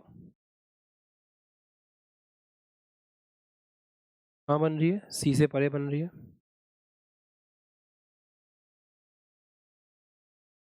और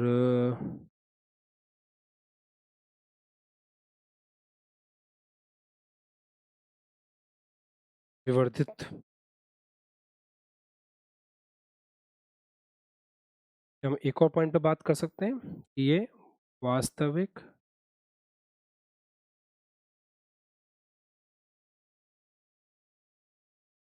तथा उल्टी है।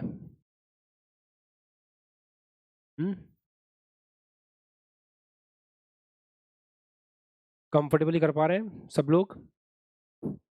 चलो 5 सेंटीमीटर रख देते हैं, देखते हैं क्या निकल के आता है।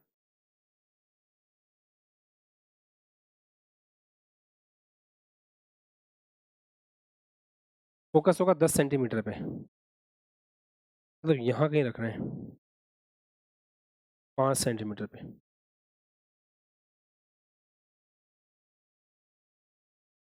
चलो वी कैलकुलेट करके देखें जरा, क्या कुछ अतरंगी आंसर आता है क्या? Let's see. तो v is equal to minus का u, माइनस का u है माइनस का 5, माइनस का f upon u minus f, ऊपर आ गया माइनस का 50, नीचे आ जाएगा माइनस माइनस प्लस, प्लस का 5, माइनस माइनस प्लस हो गया, ऊपर भी नीचे भी minus minus plus, minus minus plus, तो प्लस का 50, नीचे आ गया प्लस का 5, ये आ गया प्लस का 10, प्लस का 10 सेंटीमीटर। प्लस किस तरफ है? हमारे कन्वेंशन में उस तरफ है, मतलब इमेज यहाँ बन रही है प्लस में इस बार, समझते हैं ना। ये पॉजिटिव एक्स एक्सिस, पावर लिखने की जरूरत तो नहीं है। Negative X axis, positive Y axis, negative Y axis दोस्तों, ठीक है एवरीवन। अच्छा चलिए कैलकुलेट करें।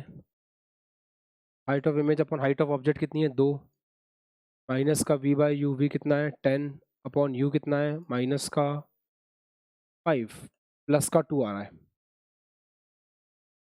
और हाइट ऑफ इमेज आ रही है 4, प्लस का 4 सेंटीमीटर, मतलब ऊपर की तरफ बड़ी इमेज बन रही है, डबल इसकी, यहाँ बन रही है डबल इमेज, 4 सेंटीमीटर की इमेज बन रही है यहाँ।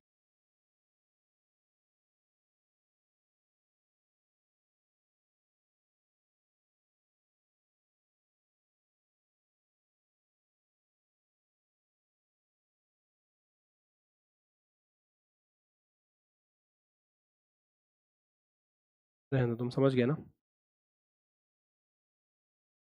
ठीक, क्या ख्याल है दर्पण के पीछे?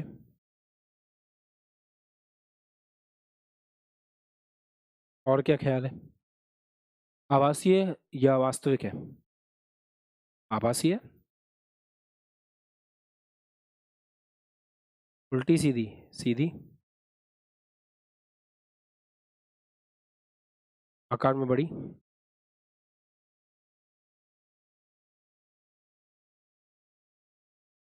अच्छा, रे डायग्राम कैसे बनेगा? तो किरण समांतर जाएगी, फोकस से गुजरेगी, पीछे मिलाओगे वहीं मिलेगी। डायग्राम परफेक्ट नहीं बन पाएगा बिकॉज अपन ने स्केल सही नहीं लिया। यहाँ से किरण भेजोगे, एंगल थीटा पे आई है,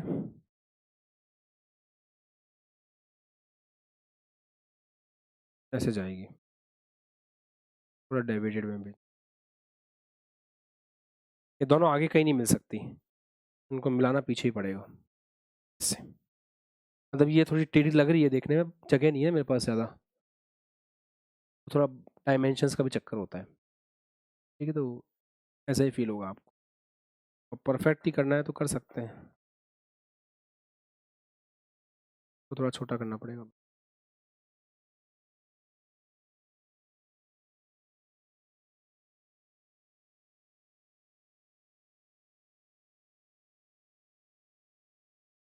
ये तरीका है हमारे पास, क्योंकि वो कोई ख़ास ऑप्शन है नहीं। एक को छोटा करना पड़ेगा, एक को बड़ा करना पड़ेगा, तब वो रे डायग्राम मैच करेगा। अगर आप पूरी प्रॉपर स्केल पे बनाओगे तो बन जाएगा आपसे। तो we don't have much option. एक सेकंड यार, इसको थोड़ी मैच करना था।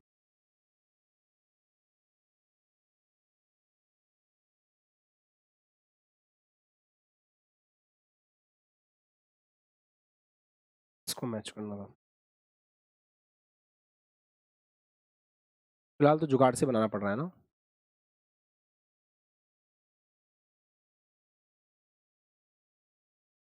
ये देखो, मस्त है ना?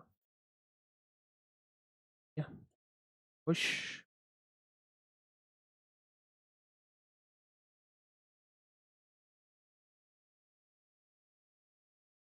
ठीक है, और दूसरी ऐसे भेज दो।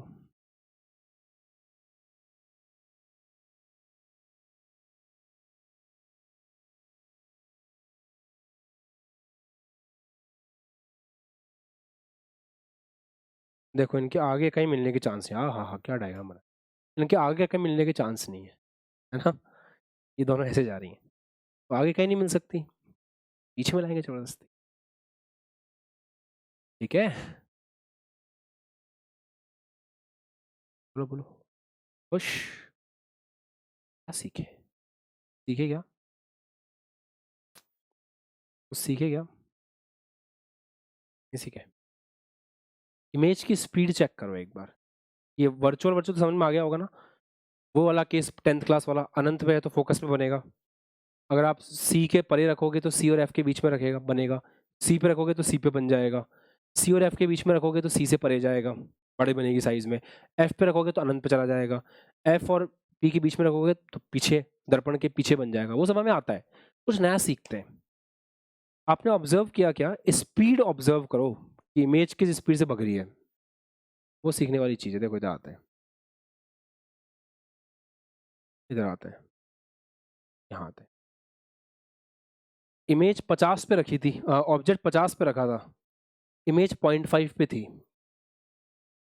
ऑब्जेक्ट को 50 से 30 पे ले आए, इमेज 0.5 से 0.5 पे थी, कहाँ थी? सॉरी सॉरी सॉरी, 12.5 पे थी। वापस सुनो सब लोग, ध्यान दो। ऑब्जेक्ट 50 पे था, सी के पहले की बात हो रही है। सी के इधर जब बिंब 50 पे था तो प्रतिबिंब 12.5 पे बन रहा था। बिंब को उठा करके 50 से 30 पे ले आए, प्रतिबिंब केवल 12.5 से 15 पे आया।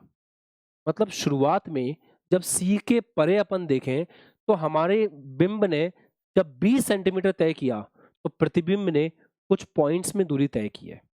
तो स्टार्टिंग में स्पीड किसकी ज्यादा होती है? ऑब्जेक्ट की। इमेज स्लो स्पीड से चलती है। फिर क्या हुआ? सी के परे वाला केस देखो, ये वाला केस देखो। अब इसमें हमारा ऑब्जेक्ट रखा था 15 पे, तो इमेज कितने पे बनी? 30 पे। ऑब्जेक्ट को अपन ने हल्का सा शिफ्ट किया 15 से 12.5, पर इमेज 30 से कहां शिफ्ट हो गई? 50 पे। तो सी के बाद में कम ऑब्जेक्ट की स्पीड के लिए भी इमेज की स्पीड बहुत ज्यादा होती है। ऐसे असर्शन रीजन लॉजिकल सवाल बन सकते। क्या जो बातें मैंने बोली आपके दिमाग में गई, सबके दिमाग में? कि कब इमेज ज़्यादा, कब फास्ट, कब स्लो? आज बैठ के शांति से इसको विजुलाइज, एनालाइज, समराइज करना, ठीक है? और कोशिश करना कि कल तक जब क्लास में आओ तो सब कुछ दिमाग में क्लियर। कल हम केमिस्ट्री का चैप्टर शुरू करेंगे। कल आपकी 2 कक्षाएं होंगी। एक कक्षा होगी सुबह 8 बजे, 8 से लेके 10 या 10:15 तक। दूसरी कक्षा होगी 10:30 से लेकर के 12:30 तक। उम्मीद करता हूँ विलेन नाम के चैप्टर के आपने सारे सवाल लगा लिए होंगे। अगला चैप्टर कौन सा होगा, क्या होगा, ये सरप्राइज है, कल ही पता चलेगा ये चैप्टर कौन सा है, कौन सा चैप्टर हम पढ़ रहे हैं। और हाँ, अच्छा चैप्टर है, ठीक है। दूसरी काम की बात, रे ऑप्टिक्स कंटिन्यू करने के लिए आपको थोड़ा पेन चलाना चाहिए, कंफर्टेबल होना चाहिए फॉर्मूलों के साथ में, तब मजा आएगा, ठीक है। क्योंकि मैं आपको इस चैप्टर में वैसे नहीं पढ़ा, क्योंकि इस बार क्या हुआ ना, इस बार जेईई मेन के फर्स्ट अटेम्प्ट में ऑप्टिक्स से बहुत ज़्यादा सवाल आ गए, सेकेंड अटेम्प्ट में भी आ गए। वाई वी टेक रिस्क, हमें डेप्थ में पढ़ना है सारे चैप्टर्स, ठीक है। तो थोड़ा टाइम दे रहे हैं बट अच्छा समझ में आएगा आपके, आगे मजा आता है। फिर इधर जो मेहनत करता है उसको आगे मजा आता है। सवाल लगाते रहें। आज आप बैठ के दर्पण सूत्र के सारे सवाल कर सकते हैं, सब सिखा दिया मैंने आपको, कुछ नहीं बचा, है ना। दर्पण सूत्र, दर्पण हो गया, मतलब मिरर के सारे सवाल लगा सकते हो आप। कंसेप्चुअल लेवल पे ऑलमोस्ट फिनिश है। हाँ, कुछ सवालों में नया होगा तो हम कल की क्लास में देखेंगे, है ना। और री इग्नाइट का क्या पर्पस है वो मैं आपको थोड़ा सा हल्का सा शॉर्ट में समझा देता हूँ। सर हमने सारे चैप्टर पढ़ लिए, हमने काइनेमेटिक्स पढ़ लिया, प्रोजेक्टाइल पढ़ लिया, रिलेटिव पढ़ लिया, सब पढ़ लिया। फिर ये री इग्नाइट के लेक्चर्स हमको देखने हैं क्या? सबसे बड़ा सवाल ये आता है। री इग्नाइट में मैं वो एग्जाम्पल्स जो क्लास में लेता हूँ ना, मुश्किल से 1 या 2 लूंगा।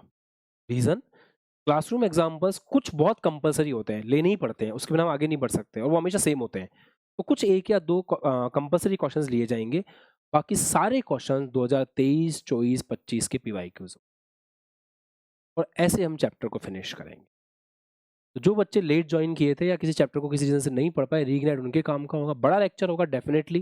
जैसे मान लो संडे को प्लान हो गया कि इस संडे काइनेमेटिक्स फिनिश करना है, तो हम अगर 9 बजे बैठे तो 10, 11, 12, 1, 2, 3, 4 बजे तक फ्री होंगे शाम को। लगभग 6, साढ़े 6 घंटे की क्लास होगी वो लगातार, और उसके अंदर हम पूरा काइनेमेटिक्स पढ़ेंगे। कैसे पढ़ेंगे? पीवाईक्यूज के थ्रू पढ़ेंगे। उसमें क्या होगा, सारी थ्योरी आएगी जो उस चैप्टर की है, साथ में सारे क्वेश्चंस आएंगे जो हम कर सकते हैं, जितने मैक्सिमम कर सकते हैं। तो जो बच्चों ने सब कुछ पढ़ रखा है उनको भी एक प्रैक्टिकल अप्रोच मिलेगी कि हम न्यूमेरिकल्स को कैसे सॉल्व कर सकते हैं। ऐसे हमने रीइग्नाइट को प्लान किया है। ये अटल बैच के बच्चों के लिए रिवीजन का काम करेगा, नए बच्चों के लिए रीस्टार्ट की तरह काम करेगा, और जो बच्चे सब कुछ करके बैठे उन्हें आता भी है, इस बहाने उनके पीवाईक्यूज हैं। ऐसे हमने इसको बनाया है। तो कोई भी क्लास मिस करने की कोशिश मत करना, टाइम लगता है, पूरा 1 हफ्ता लगेगा उस क्लास को प्लान करने में, कौन से सवाल लेने, कौन से छोड़ने, कौन से लेने। और हाँ, ये है कि जैसे 4-5 चैप्टर्स हुए तो 5 आपको अटेंड करने होंगे। ऐसी बड़ी-बड़ी क्लासेस हम प्लान कर रहे हैं 1 महीने के अंदर खत्म कर देंगे। 5 बड़ी क्लास, 4 संडे 1 क्लास, 5 संडे लगेंगे, सब खत्म हो जाएगा। और थोड़ा टाइम भी लग जाएगा तो क्या दिक्कत है? ये तो एक तरह से रीस्टार्ट है ना, आगे का तो बच्चा साथ में पढ़ ही लेगा, तो पुराना छूटा है वो कर लेंगे कवर। और आपको कंफर्टेबली चीज़ों को देखना है, फिजिक्स को कंफर्टेबली देखना है, पॉइंट्स को अच्छे दिमाग में रखना है, प्रैक्टिकल करके देखना है। जैसे इसमें कर सकते हैं अपन रे डायग्राम बना करके, सवाल अप्लाई करके देखना है, फॉर्मूलों को अप्लाई करके देखना है। U F upon U minus F दिमाग में बैठ जाना चाहिए हमेशा के लिए। क्योंकि अभी मिरर पढ़ रहे हो, फिर आप लेंस पढ़ोगे तो भसड़ मचेगी उसमें आपस में। मिरर इतना अच्छे से पढ़ लो, उसके सवाल इतने लगा लो, मस्त प्रैक्टिस हो जाए, तो लेंस में आके फिर कन्फ्यूजन हो ही नहीं सकता। जब हमने इसकी प्रैक्टिस इतनी कर रखी है, प्रैक्टिस करते नहीं हम दर्पण की, लेंस पढ़ लेते हैं, और लेंस और दर्पण के सवाल मिक्स आते हैं, दिक्कत होती है। तो ये जो मैंने क्लास में अप्रोच फॉलो किया ना, ये प्रैक्टिस की अप्रोच है। जो बच्चा केवल मुझे देख रहा था उसको अच्छा लग रहा था बस, जो खुद से कर रहा था ना वो प्रैक्टिस कर रहा है, और कहीं ना कहीं आपके सबकॉन्शियस माइंड में हमेशा के लिए फॉर्मूला बैठ जाएगा, एग्जाम में आपको दिक्कत नहीं होगी। आप विजुलाइज कर पाओगे कि हाँ, इमेज की स्पीड, ऑब्जेक्ट की स्पीड, बहुत अच्छे से सवाल बन सकते हैं एडवांस में, इसके मेंस में भी बन सकते हैं। चलिए दोस्त, पढ़ो पढ़ो पढ़ो।